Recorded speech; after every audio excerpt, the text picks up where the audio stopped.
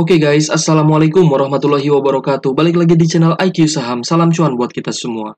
Oke, jadi di video kali ini saya akan membahas sentimen yang sedang hangat-hangatnya ya guys, yaitu tentang insentif kendaraan listrik ya guys. Jadi rencananya pemerintah ini akan memberikan subsidi sebesar 4 juta per unitnya untuk sepeda motor listrik ya guys ya, per 20 Maret 2023. Jadi di akhir bulan ini akan diberikan subsidi kepada kendaraan listrik ya. Untuk mobil listrik ada Hyundai dan juga Wuling. Nah, ini akan kita kesampingkan terlebih dahulu, kita akan fokus membahas di motor listriknya ya guys ya.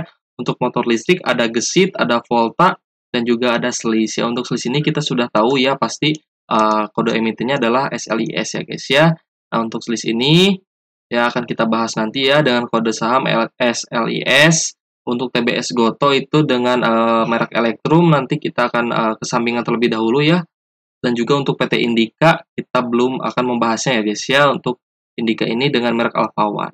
Nah, sementara untuk PT Gesit ini adalah anak usaha dari PT Wijaya Karya Persero ya, atau Wika.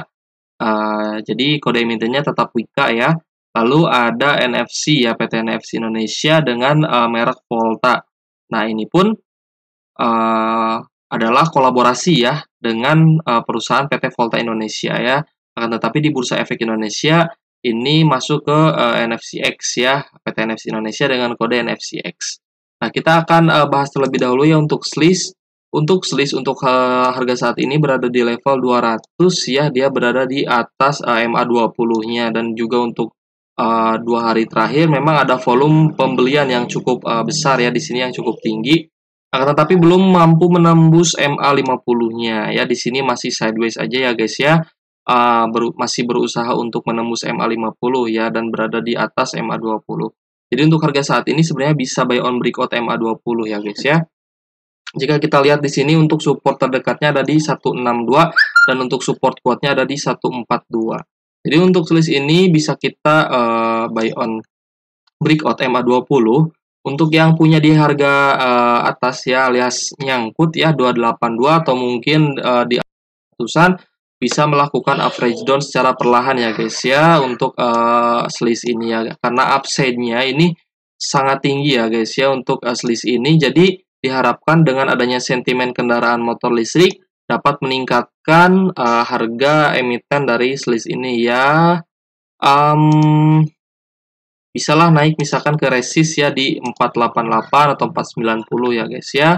Karena ini upside-nya sangat tinggi ya guys ya. Ini berada di area yang sangat downtrend ya untuk harga saat ini. Jadi kita harapkan untuk Sliss ini bisa rebound kembali ke area uptrend ya guys ya. Karena ini upside-nya sangat tinggi. Jadi risk and reward-nya lebih besar reward-nya gitu guys ya. Nah, kita pun kemarin sudah ada masuk di PT Sliss ini ya guys ya. Karena kita melihat untuk sentimen kendaraan listrik ini sudah mulai bagus. Nah, kita ada kenaikan, kalau misalkan kemarin itu kita dapat sekitar 19%-an ya, tapi untuk harga saat ini kita hanya ada di 13% ya guys ya, untuk harga yang kita punya gitu guys. Tapi jika misalkan dia turun kembali pun kita akan serok lagi gitu guys ya, karena untuk Sliss ini saya rasa penjualannya ini sudah mulai masuk gitu guys ya, terutama untuk sepeda. Untuk sepeda itu dia sudah masuk ke toko-toko gitu guys ya, yang berada di daerah. Tapi untuk sepeda motor listrik ini baru permulaan ya guys ya. Jika sepeda motor listrik ini bisa booming ya, bisa berhasil ya, otomatis emiten-emiten yang memproduksi kendaraan listrik juga akan ikut terbang gitu guys ya. Terutama untuk bisa mensukseskan juga program hilirisasi dari pemerintah ya.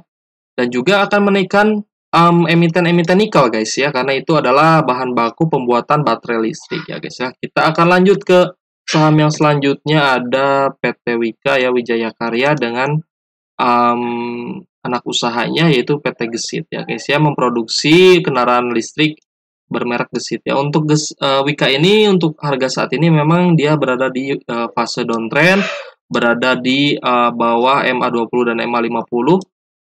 Di beberapa hari terakhir terlihat adanya volume penjualan yang cukup tinggi ya untuk Wika ini, terkait dengan isu adanya gagal bayar obligasi ya guys ya. Jadi kita wait and see terlebih dahulu untuk Wika ini ya, kemungkinan dia masih akan tetap turun ya jika volume penjualan ini juga bertambah ya dari hari ke hari. Jadi untuk Wika kita wait and see terlebih dahulu, kita langsung ke NFCX.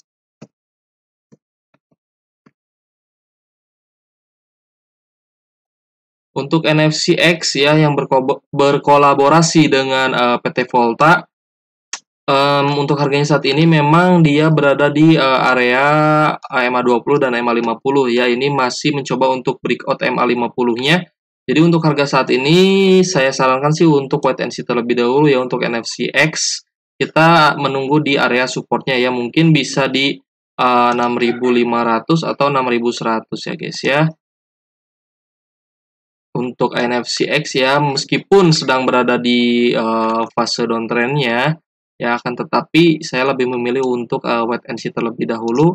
Kita tunggu dia terkoreksi ya, karena di beberapa hari terakhir terlihat dari volume terjadi volume pembelian yang cukup masif ya guys ya. Mungkin di beberapa hari ke depan bisa menembus MA20 ya, dia bisa terkoreksi menembus MA20. Jadi kita beli di bawah MA20 untuk buy on weakness-nya. Gitu guys ya.